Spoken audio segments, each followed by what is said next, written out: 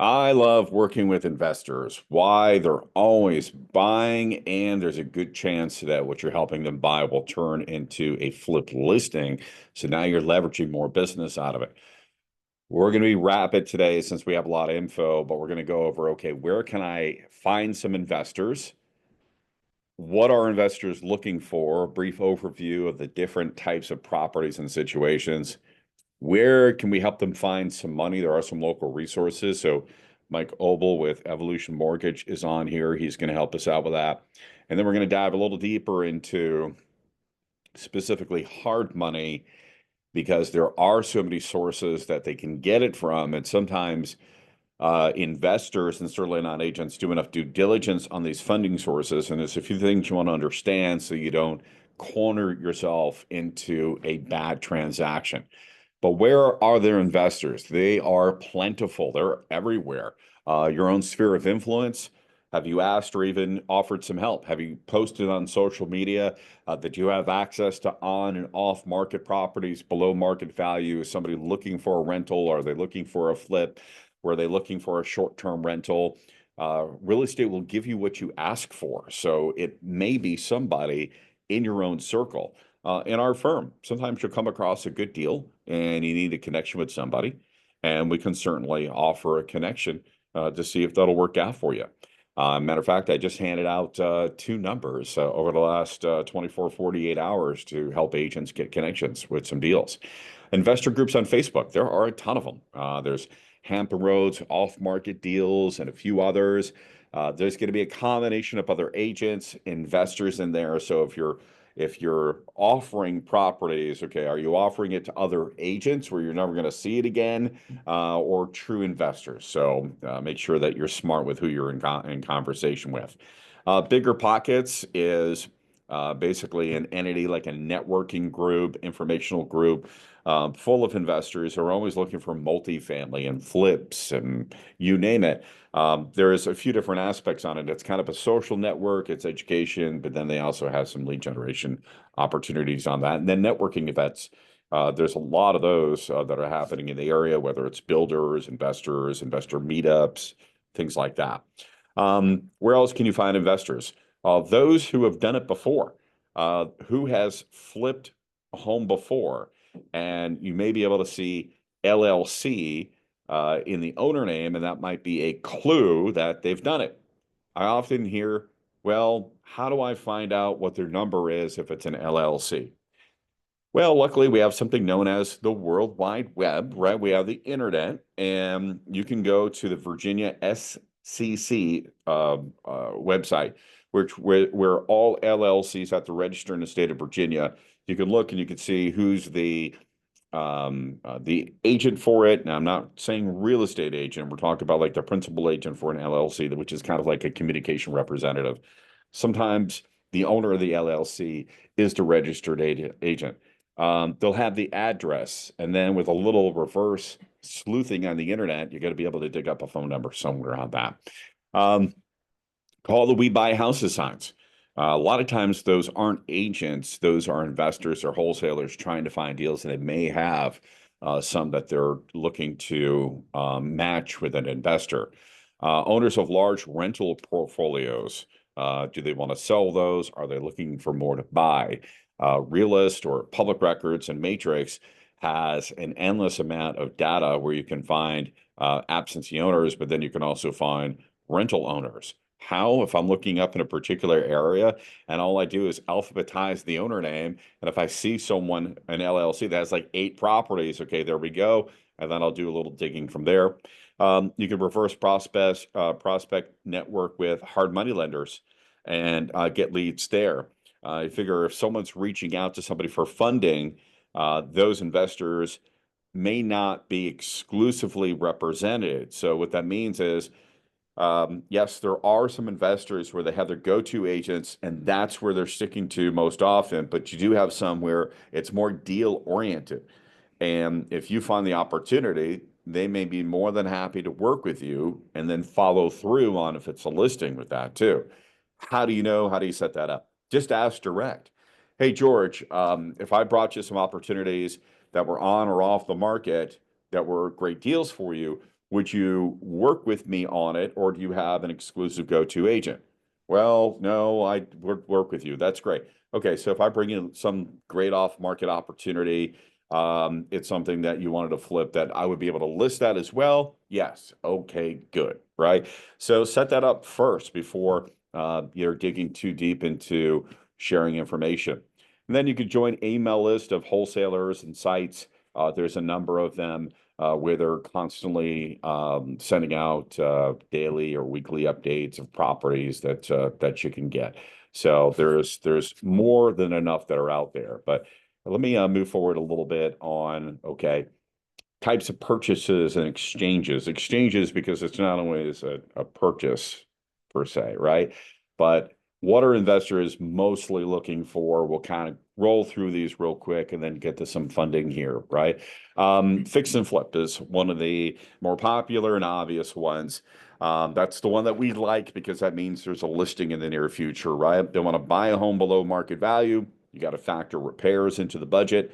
You got to factor in some selling costs too, because we as agents don't work for free, or buyers more than over the last few years need more closing costs because of affordability issues. And then you certainly want some profit in there. So 70% of the after repair value is most often target that's thought of. But there are some that if they're getting certain funding sources, they may want that to be 65% of after repair value.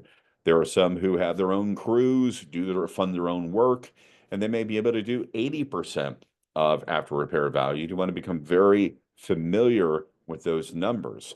Why are we doing this? Trying to figure out what is 70 to 80% of after repair value. We're trying to make sure that we have holding cost, selling cost, and profit all worked into that. No one's just doing it for fun, right? So we want to make sure that we're setting that profit goal aside. Next is BRRRR, and it all depends on how many R's there are. It varies, right? But buy a rental property that's most likely or hopefully below market value, right? You don't want to overpay for something that's going to be a rental. You want to make sure that you have some cash flow and some equity in it. But the goal is, let me find one that's a bit of a fixer-upper. Let me do a light reno to it. I'm going to rent this out. I'm going to refi, and then I'm going to reinvest that money that I refied and repeat the process. And there are some that will do that over and over again to build a nice portfolio. So I'm trying to get you to be at least generally aware, so that if you're in a conversation with a investor and they're saying, yeah, I'm looking for a rental investment. Great. Tell me more about that. Is this something that you are looking for, a single family townhome? Do you want to, rent and refi, right? Or are you looking for multifamily? You want to at least get comfortable with the categories of what they're looking for. House hacking is a bit more of a personal home play, and do see a lot of VA buyers that will do this. They're buying a property below market value, below their affordability, and below market value. Maybe doing light reno, right? Not a flip, but doing something. Maybe they do some floor, some paint, right? Maybe make a few other changes. And they're either going to refi or they're going to sell for a higher value later, or maybe they're hanging on to that as a rental as well. So that's growing more popular. Short-term rentals, this is kind of a difficult market. It was certainly an exploding market. Now unless you're in a super prime area without a lot of saturation for short-term rentals, you got to be very careful in what you buy. You're basically buying a property below market value or at market value, but cash flow is going to be supporting your purchase on that. Light reno may or may not be involved. Refi, rent, yeah, possibly. But really, a short-term rental game is basically, as it says, can they rent this out, by the weekend, by the week, by the month, things like that. But you have to be careful because local laws differ on areas and length of rental, right? You have some localities where they don't care. You can have a short-term rental anywhere. It could be any length of rental stay, you name it. Well, in Virginia Beach, we have two overlay areas, as it's called, where you can have a short-term rental. So if you're not like in Sandbridge or the oceanfront, and you're trying to get a short-term rental in, let's say, Kempsville, that's not really going to work out. And I have heard people say, yeah, I'm going to get a short-term rental at some townhome somewhere. I'm like, okay, well, good luck with that. Because, as soon as one of the neighbors calls the city and says, hey, there's people having parties here and they're traveling in and out, and now what are you going to do, right? So you have to watch the local laws. I think at Virginia Beach now, the minimal stay is like a week too. So it's just a more restricted and saturated market. All right, going to move on to this. So this is DSCR, and this is a debt service coverage ratio. It's a lot easier to remember DSCR, right? What does this generally mean? All right, you have an income producing property, and it can be a single family residence and or a multifamily or what have you. This is done in commercial quite a bit too. So you have your income producing property, and will the net cover the debt on the loan? So if we dive in a little bit more on what that means, you take your net operating income and you're dividing it by the total debt service. Debt service is a fancy name for your loan amount, right? They're looking for a ratio, which is 1.25 or higher. And well, let's dive in a little bit more on what that means. So a ratio of 1.25 higher. That means that the property's annual net operating income, okay, let's say your gross monthly rent for the year is at least 125% of its annual debt obligations. If we look in our example that we have, so let's say it's a duplex and you're getting $1,500 per side. Okay. Oh, let me go back. And so your total gross month rent on the duplex is $3,000. Well, now we have to annualize that. All right. So we multiply it times 12. And now we know that's $36,000 a year. And there could be other, you got to remember that that's net, right? So there's some other expenses that we're taking out of there. There's repairs, maybe property management, things like that. But let's say for this example, we're netting $36,000 a year. We have to take this 36K and we have to divide it by the annual debt, the loan amount. So let's say my loan amount on this property is $2,000 per month, and that equals $24,000 per year. So I'm taking my net operating income of 36,000, dividing it by my total loan service, which is 24,000, and I have a ratio of about 1.5, meaning the income is 1.5 times the amount of the loan. This would be a good property for a DSCR loan. Now, there are some that vary. There's some that want 1.25 or maybe a little bit higher. I wish I could say, hey, it's this easy, but why these loans are becoming more popular is it's less an evaluation of the buyer and it's more so just an evaluation of the property. So that means that there could be certain things as far as the buyer's income or the buyer's credit or the buyer's profile is less the subject of the evaluation, and it's more so, is this property going to make money, or it does make money and I have a down payment and I'm more likely to get approved on something like that. Mike, are you on the meeting? Got to unmute yourself, sir. Yep, there we go. Yep. So just going in and just double clicking here a little bit on DSCR and some investment loans. Is there anything that you wanted to share as far as if I had a buyer interested in this, how can I help them prepare on something like this? Well, you've covered exactly how it is. I mean, the nice thing about DSCR, fix and flip, which we have both of those, we have multiple lenders doing DSCR and just a few that do the fix and flip. I think the biggest challenge I see when I get referrals from realtors is the money. To be honest with you, most investors see these shows and they all want to get into buying fix and flips, and then they realize with no experience, you're looking at a 20 to 25% down payment. You're going to have closing costs, which will be a little bit higher than a standard loan. And so you're going to need it. I mean, even if you took an example of $100,000 purchase, which today, that's not much, but if you found something like that with 20, 30,000 in renovation, you're going to need at least $30,000 up front.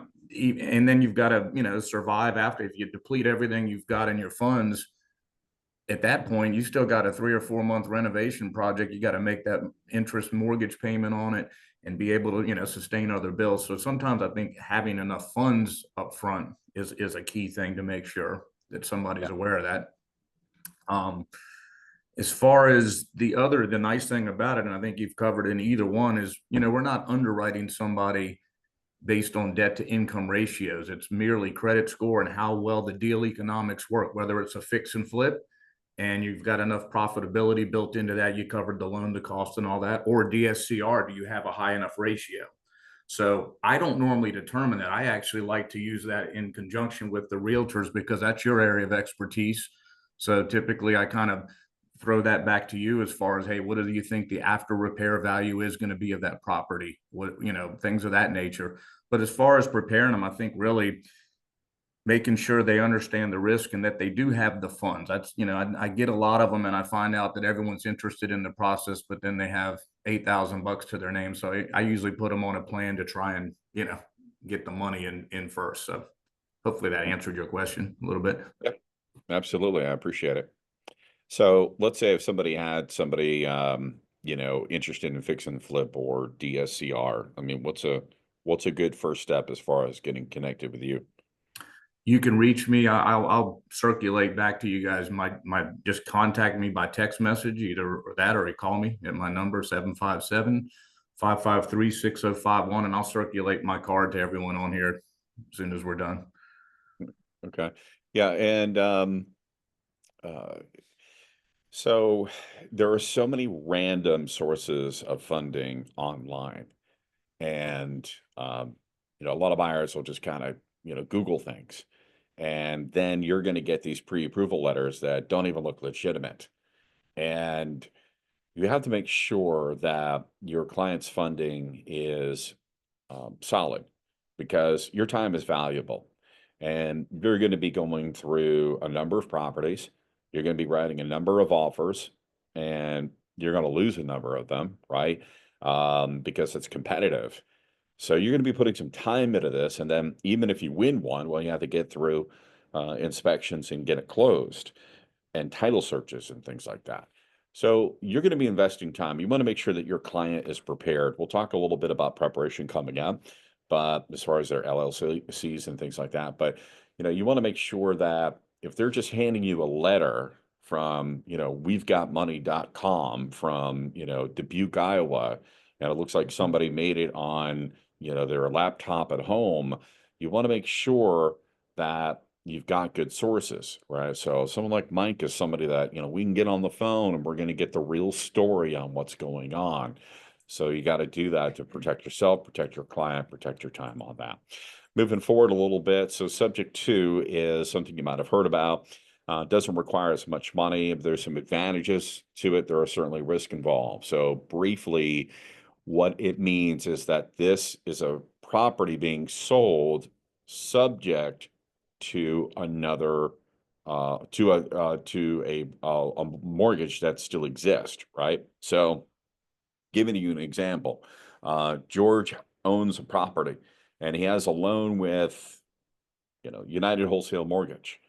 Well, I'm going to buy his property. I'm going to give him $10,000 and I'm going to get the property, but George's loan with United Wholesale Mortgage still exists and it's still in his name. But what I'm going to do is the deed is then going to be transferred and recorded either into an entity like an LLC or a trust or maybe even my name, but most often it's an entity or a trust so that the mortgage servicer doesn't notice that there was, an exchange going on. Now, this happens a lot. Sometimes there's no money. Somebody just wants to get rid of a property and they're willing to let you take over payments and then that deed is changed. Sometimes there's some money that is exchanged in order to do that. Now, what's the advantages for a buyer? For a buyer, you just got a home that you can rent out or live in if you dare, right?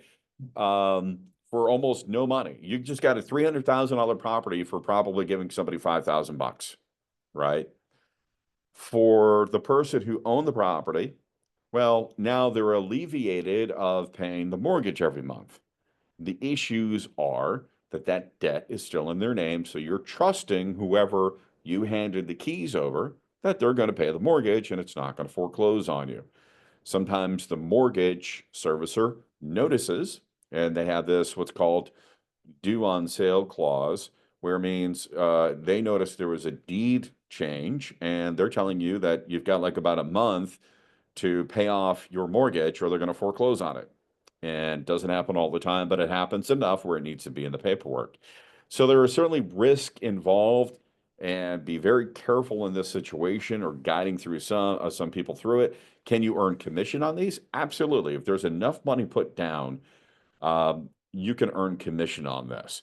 There are some positive outcomes if you just understand the risk involved. But look, every real estate transaction, there's risk, right? Every single one.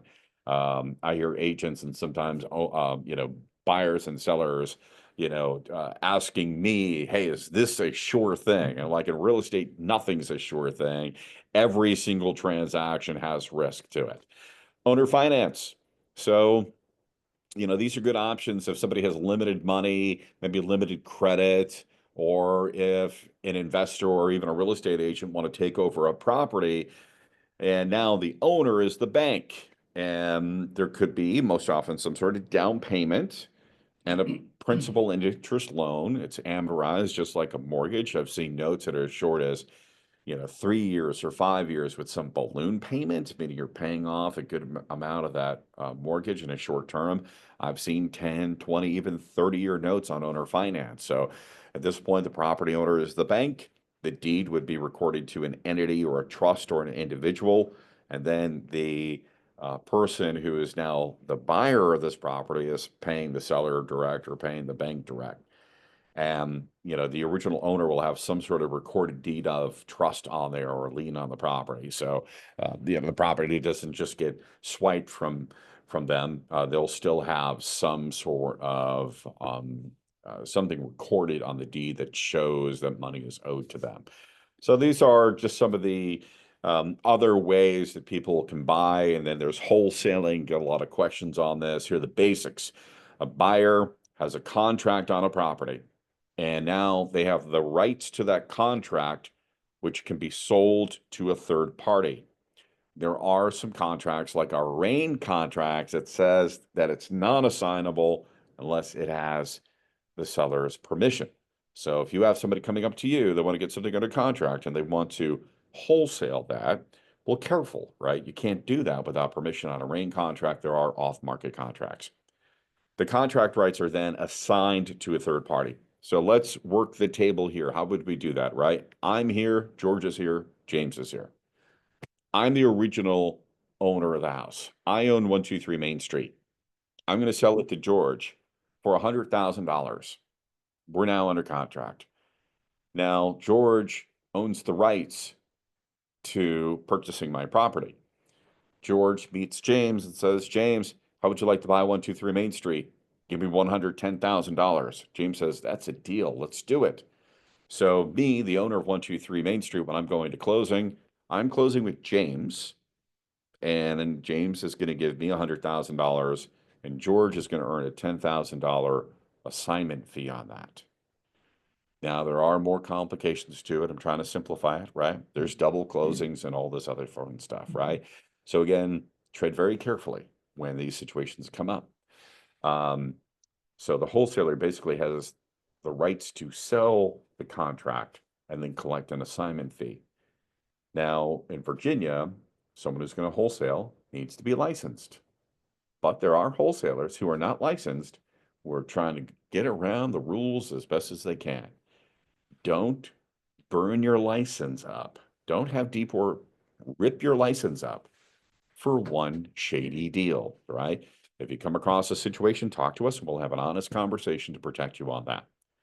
Careful if you're in a relationship with a wholesaler because they're trying to use your time and energy to get something under contract so then they can go shop the rights and make an assignment fee, and maybe you make a commission off of that. Why do that? Why introduce a third party like that or a second party when you can wholesale yourself if you recognize a situation like that? So again, if that comes up, let's have a chat. A similar practice is a novation. That's advanced training. that requires its own training. We're not necessarily going to go down that path today. Any questions while we swap up the slides here? Let's open it up for a little Q&A, folks. What do you got? Any situations you're going through now? Has anyone gone through a situation recently, or do you have a question?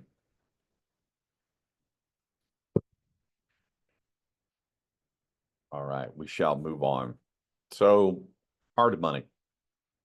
The reason why I'm spending a little time with this is because this is this other mysterious source of money that I've seen work really well, and I've seen some issues. Okay, so what is it basically? So it's commercial or private lending, most often loaned to another business. So these aren't traditional banks. These are businesses that will loan short term to other businesses, LLC, incorporated, things like that. So your investor doesn't want to do this in their own name. It would be better for them to develop an LLC and protect their finances. Can they use an attorney for that? Sure. There are services that will help them develop an LLC. Or in Virginia, it's so business friendly, you can make an LLC in about an hour for a low cost. So a hard money loan is not for owner occupied loans. If you run into somebody trying to do that, right? This is short term. And they're most likely going to have, meaning that hard money lender is going to have some sort of lien holder stake in the purchase, and they will foreclose on the home much faster than traditional banks. Now, I have seen them work out deals to extend time of loans if the investor needs it, but they'll snatch those keys back pretty quick. Some have accepted borrowers' personal home and even a car title as collateral, believe it or not. So you have to be careful who you're in business with and what sort of collateral that they're seeking. So these transactions can be as good as cash, but look, there are some pitfalls ahead that can sabotage your deals. It's not so automatic of, okay, I'm going to give you hardmoney.com and you write down cash on the contract, and then that's it. You've got non-contingent cash. So we'll get into that in a little bit. What is it going to cost me? It varies. There's cheap money, there's expensive money. Application fees, I've seen them $0 to $3,000 just to apply to see if you get it. So that means if you don't get it, you've lost that money. Sometimes they'll include that in the purchase if you're approved. Sometimes the applications are detailed and they want to know details about the home, what sort of repair details. They want contractor quotes, they want CMAs. What is the ratio of rentals in the area? So if you're doing something that is not local, it's going to be harder because you have to prove the value of this property. If you use something that is more locally sourced, hard money wise, they're probably going to have a better perspective of the property that you're trying to work on. Sometimes there's origination fees or points, right? Upfront lending fees of anywhere from 1% to 5%. So let's say for a $100,000 loan with 2 points, the client's going to pay $2,000 for obtaining the loan. And this is additional to a down payment. Down payment depends on the loan to value. I'll get into that in just a little bit, but most times an appraisal is needed. And that is sometimes the ticking time bomb that we don't see in these deals. And you know what? Your clients don't know either. There are a considerable amount of investors who are doing this for like the first or second time. You may run into somebody who's done this 10 times. Okay, great. They've got a firm grasp on their funding and what they need to do. But somebody who's doing this maybe their first or maybe even second time hasn't really done their due diligence on what's expected out of the hard money lender and may not know there's an appraisal coming that's going to blow up their deal. Let's talk about down payment. Kind of depends on the loan to value, right? So your loan is going to equal the purchase of the property plus the repair money. And that's one of the great things about these loans is you can buy the property, you get money to play with to repair this thing, and then you can get it done and get your profit. Loan to value is the percentage of the borrowed money compared to the value of the property. So that's not just in hard money, that's really in any sort of loaned money, even through traditional means. Hey, Troy, could So I jump in on that? Just yeah, go ahead. one tidbit. Do it. The nice thing about it, if you're doing a fix and flip loan, one thing to keep in mind is your total loan. Let's say you bought a property for 100 grand and you have 50,000 in renovation. Your down payment is only going to be based on the acquisition of that property. So that's kind of a nice thing to know. So you're only putting 20% or 25% down on the $100,000 purchase, even though your loan's eventually going to be 150,000. It's actually a win once in a while. So it's, you're not paying down on that renovation fee that you're going to get. See, that's fantastic, right? And that, I mean, that really helps, right? That makes it even easier. Get on the phone and call somebody right now, right? Yeah. So you just have to kind of understand, okay, how much money is this going to cost me in? And if you're not so sure, have your client talk to Mike directly and kind of work it out. It's going to help Mike a bit if you have a property in mind, right? So if you've got a target in mind, that's certainly going to help out. Sometimes the interest rates for hard money loans, they're not traditional banks. Sometimes you can find some reasonable money, right? Like a typical home loan, when I wrote this was 3.5 to 6%. No one's getting 3.5 anymore. So that's more like, 5.9 to 7.5. Let's update those numbers, right? Hard money loan could be, anywhere from, 10%, 5%, 25%, like credit cards. I've seen like it all over the place. And sometimes that is a big shocker for some. There are so many random money sources that your client may walk up with a pre-approval letter from some company in Utah, and they didn't really read the fine print and didn't realize that the interest rate jumps after 3 months or something like that. So, again, you want to really double click on finding out all the details about the money, the cost going in, and then the future of that.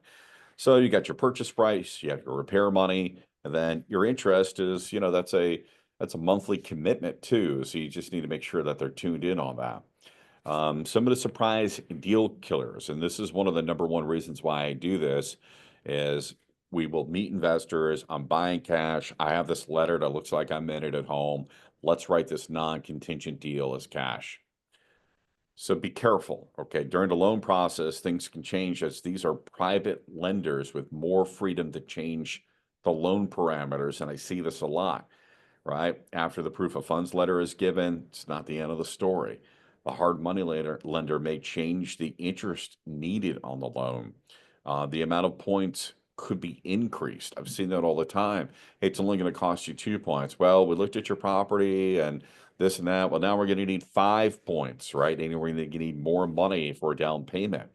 The amount or the LTV, the loan to value, can increase after the appraisal, which increases the money down. I've seen this before where a hard money lender will send out an appraiser, and the appraiser is trying to determine what is the after repair value, the ARV of this home. And now the numbers look different. And the hard money lender then says, oh, well, yeah, now we need $50,000 down. And your buyer doesn't have it. I've seen it all the time.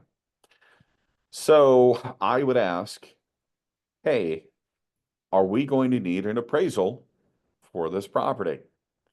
And I see a lot of agents forget or don't ask, but there is a section for that, right? So if it's cash, and this is in section 11, which is basically an appraisal and financing contingency paragraph, that I would check does. And then you need to do that within 7 days of ratification. You don't want to miss your deadline on that. And if that hard money lender needs an appraisal, you want to make sure that you're marking that appropriately. A few other things, a few tips. How to ask your clients these hard questions, right? Do they have money in reserves? Because there could be a little bit of extra, right? It costs money to hold these properties, surprise repairs, extra insurance, things like that. Have they educated themselves on the process? If not, how can you help them really learn the process? Have they shopped around for the best hard money lender deal? Or did they just find somebody random online in Richmond, right? When we have local resources like Mike that can help out. Do they have another way to obtain the money, such as investors combining resources or syndication, sometimes it's called, right? Can they partner up with somebody to make it a bit easier? There are lines of credit. I've seen people use those. Even conventional financing with repairs out of pocket. But for conventional financing, I would say that's a bit more of a long-term project. You don't want to get like a conventional renovation loan and then try to, sell the property in 2 months. It's just, that would, I'd say, more of like the buy and hold territory on that. There's different ways that you can write it on the contract too. I mean, yes, you can write it like the amount in the cash section, but maybe you write the verbiage a little bit different so that there is some sort of contingency on the money. One of the biggest problems I see is somebody writing it cash, no inspection contingency, goes straight to pending, and everyone is under the belief that there's no inspection, no financing contingency, and that they're going to close in 2 weeks on cash. And then we find out the hard money lender won't do the loan. And now your buyer's losing their earnest money deposit, or could potentially get sued because it was misidentified. I'm sure you don't want any part of that. Sometimes we'll write it as cash and non-contingent because we're, afraid to lose the deal. Well, you don't want to win the deal fraudulently. That's going to come back and backfire, right?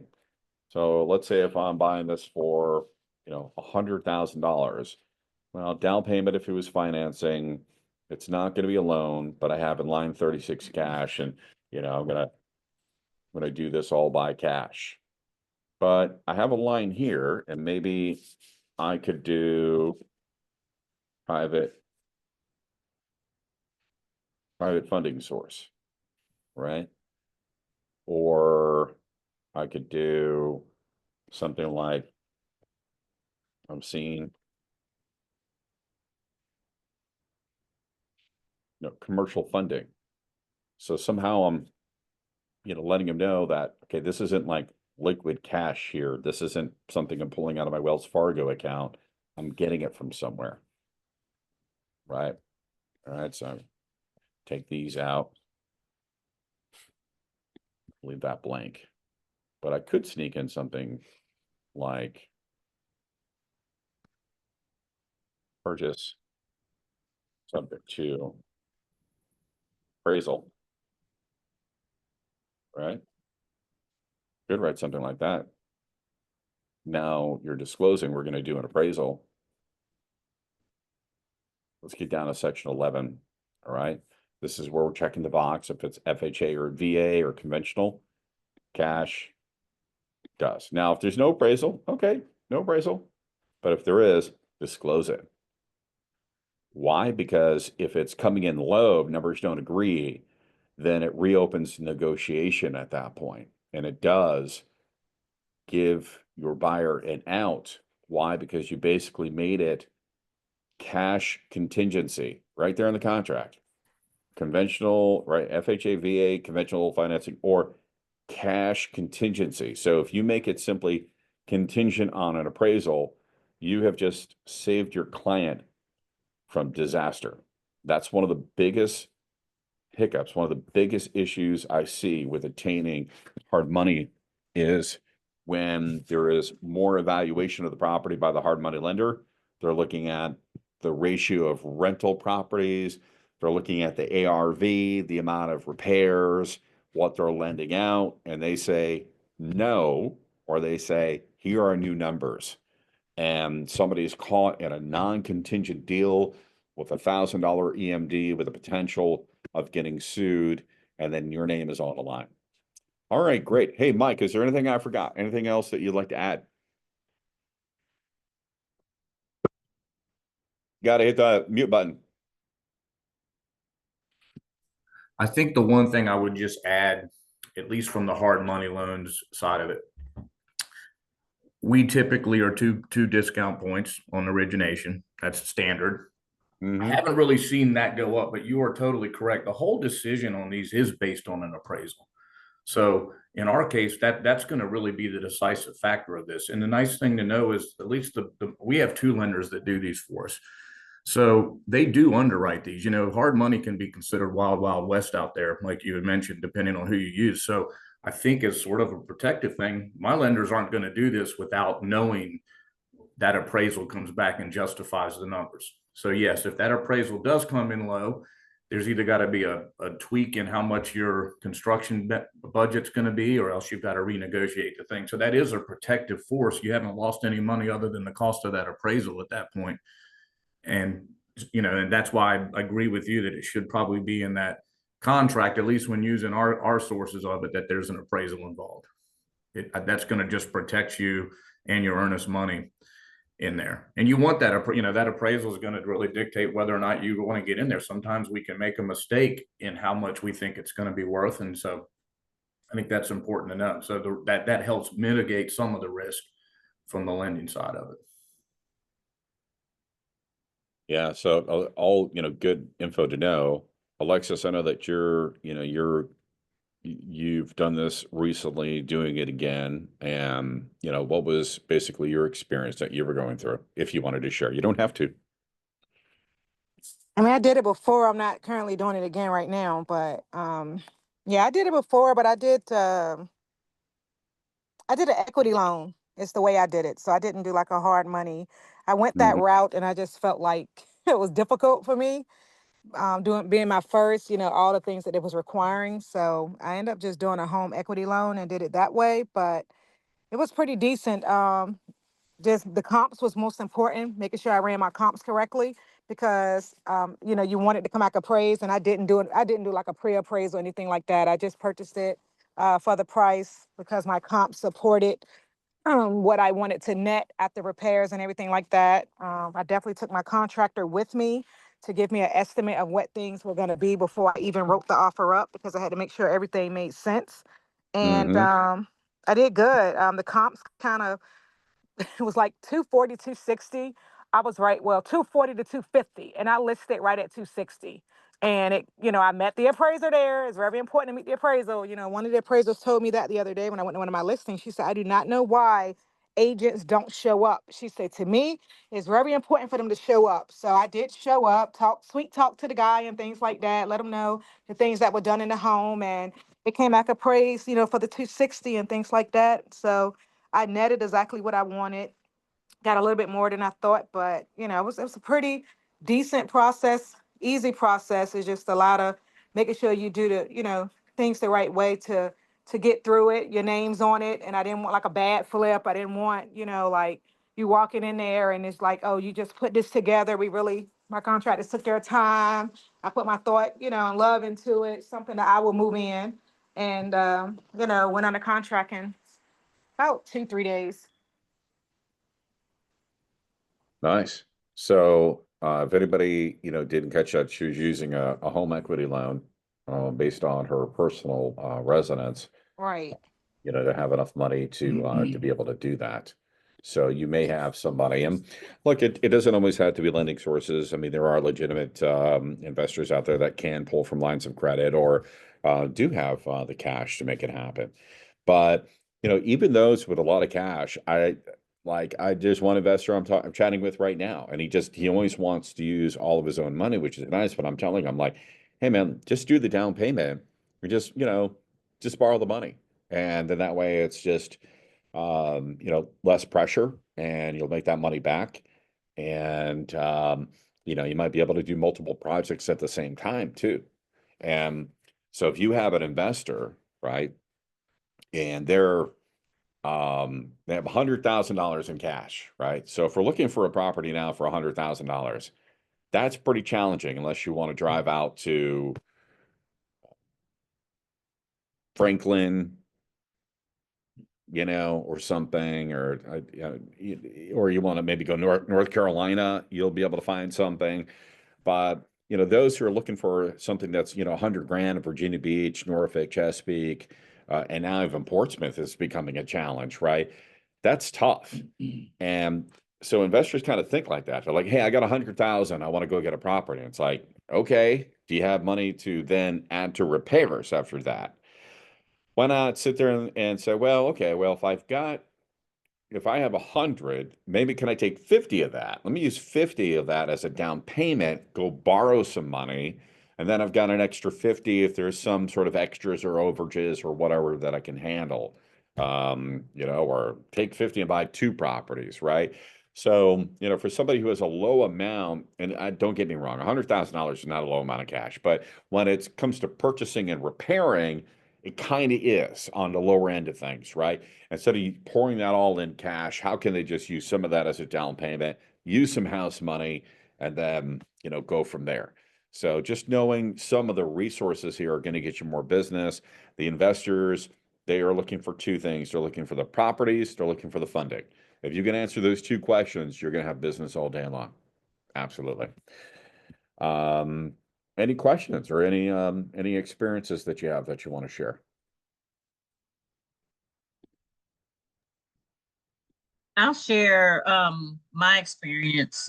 I used a private lender who was a hard money lender. He wasn't necessarily a company, but it was just someone that does private lending for hard money loans, because it was for me, and my son had also purchased a property after I did.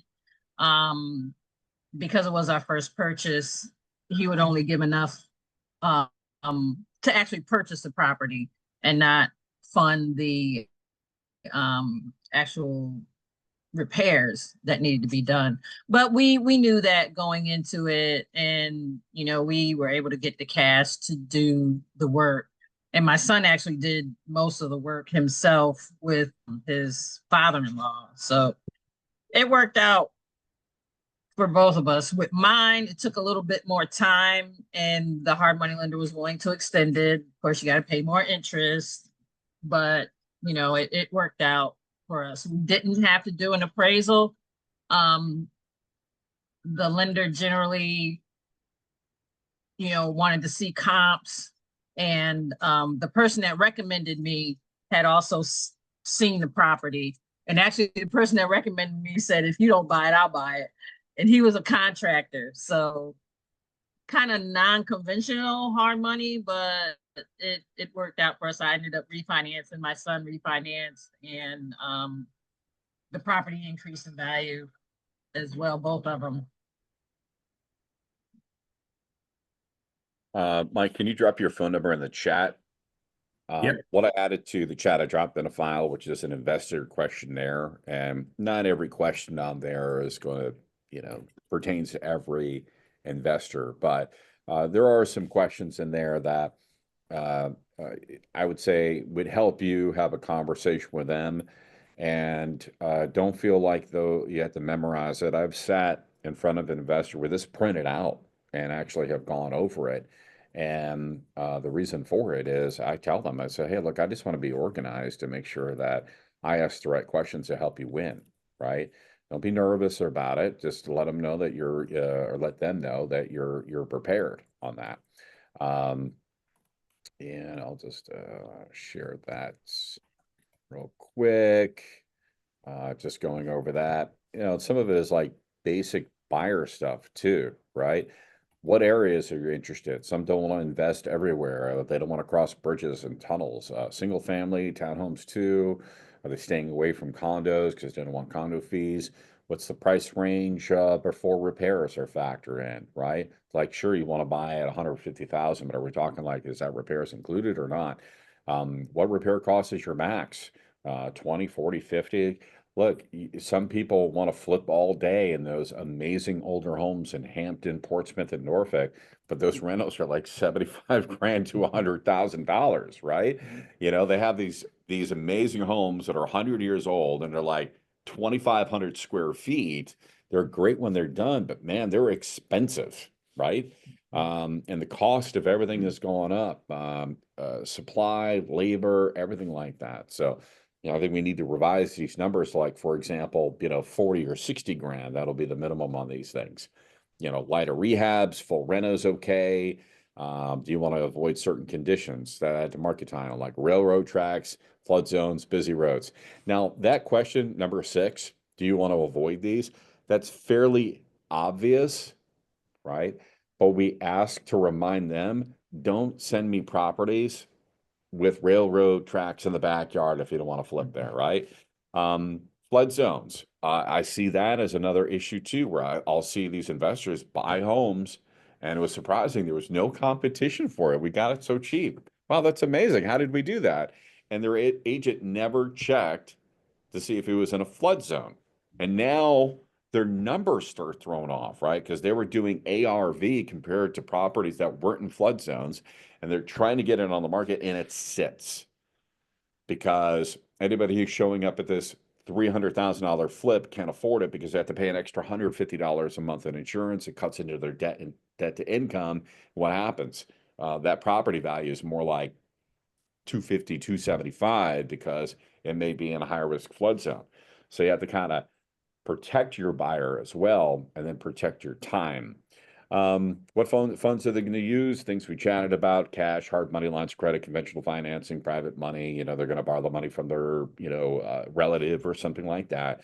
All of those are valid. You just want to make sure that it's clear where it's coming from. Do you have proof of funds available? Right? A bank letter works, bank statement. Yes, investors are screenshotting their bank accounts with their phone. And it just seems like there's way too many investors that are unprepared for that. How do I know that? Because agents have written contracts and then send me a copy of their proof of funds, and they say, is this okay? And I'm looking at it with my phone, like trying to decipher what the heck is what. Everything is like blackout redacted except the amount. Like, I don't. So get the proof of funds before you write the contract, right? And make sure that you're writing a good contract with proof of funds that are legit. Prepare them, right? It's not, let's look, let's write the deal. Now let's go see if we have the money, right? This is a business transaction. It's slightly different. Investors are relationship oriented, just like regular buyers and sellers. But this is a little bit more about money, right? So you can be a little bit more assertive and straight on these deals and say, hey, I want to make sure that you win this. So there's a few things we got to have ready. Got to have proof of funds. When can you get that to me so I can write this offer? Don't make it, I'm going to go write the offer. You go hunt down a screenshot from your bank account from five years ago, right? It's give me that proof of funds so I can write this offer. And then next, let's look at number 9 here. Do they have an LLC ready or some sort of business entity? Can they buy in their own name? They absolutely can. But if they're buying in an LLC, do they have LLC business docs ready? Why? Settlement companies are going to ask for it. And sometimes whoever the seller is, especially if it is a asset manager for a foreclosure, they want to see the LLC docs. So don't work backwards, work ahead, right? Do we have proof of funds? You have your LLC docs ready. Great. Now let's go write this offer. So I'm going to wrap it up on that because you can read the rest. And I got a lot of questions in regards to auctions as well. And you just got to be careful with auctions. Sometimes you can't see those properties. Sometimes they are, I shouldn't say sometimes, they're, 99% of the time cash only with huge down payments and deposits and things like that. So they're truly as is, and they may have liens on the property. You're buying the house, you're buying the liens, right? So with auction properties, you have to be very careful on that. And a lot of times there's no commission involved too. So you have to make sure that due diligence is certainly met on working on that process. All right, I'm going to wrap it up. Any last questions? Good times. Look, thanks for hanging out this long, right? Good participation today. It's good to see you on here. Don't be intimidated by the process.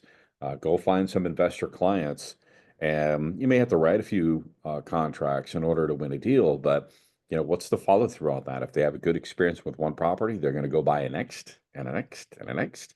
Could be a good flip listing for you that you would have in about maybe 60, 90 days or so, depending on their work. I've seen some turn them around in 30, 45 days.